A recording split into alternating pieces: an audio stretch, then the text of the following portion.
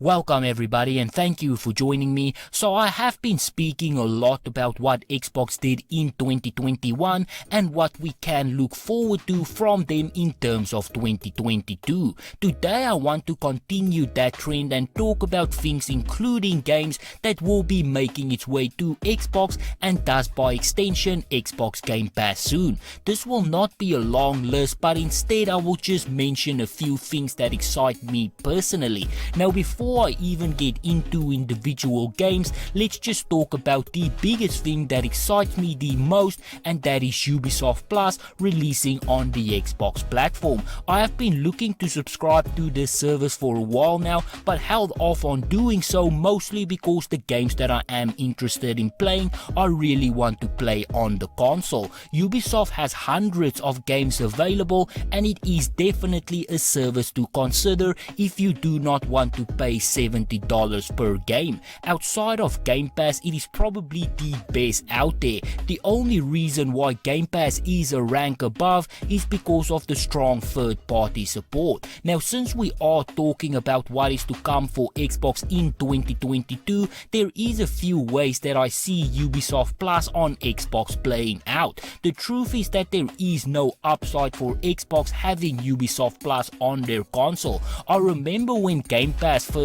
popped off, there was a huge debate about Xbox offering their service on other platforms like PlayStation and Nintendo. When the question was posted to Phil Spencer, he immediately jumped on the opportunity and said that he would love to do it. Jim Ryan of course shut down the idea immediately, and why wouldn't he? Game Pass on PlayStation has no upside for PlayStation, as it just takes away members from their servers and gives those members to the competing platform. For Ubisoft Plus, it is the same thing. The service is in direct competition with Game Pass, and now there is a second option for Xbox users if they do not like what Xbox has to offer. Now from a consumer standpoint, it is great because we win, but for Xbox, who is banking on Game Pass to take them into the future, alternatives that leaves their competition with all of the upside is maybe not the best. Even if Ubisoft is paying them a lot of money, and I am sure that they are,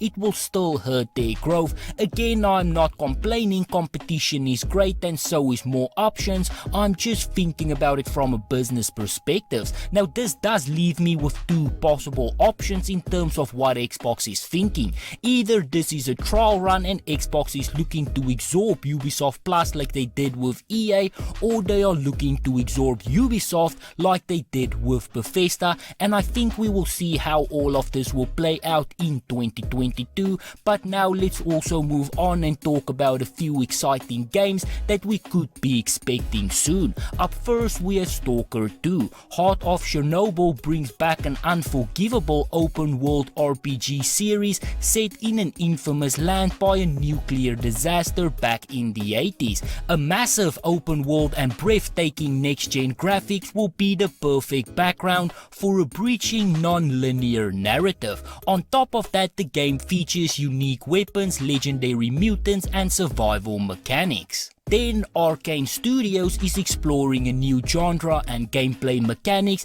after successfully closing the Dishonored series. The developer has contaminated immersive sim gameplay with a time loop concept and roguelite mechanics. Now it is time to get into the cooperative shooter. Announced back at E3 2021, Redfall is releasing in the summer of 2022 for Xbox and PC and will bring players in the dangerous open world inhabited by vampires. Then we have Scorn, that has been around since 2016 when an alpha build was released for horror enthusiasts and members of the press. Since then, partly due to the complicated development process, the game disappeared and reappeared multiple times before finally returning as an Xbox console exclusive, coming to Xbox Game Pass day one. Then the first new Bethesda game studio IP in over 20 years, Starfield, is releasing on November 11th on the Xbox Series X, Xbox Series S and PCs.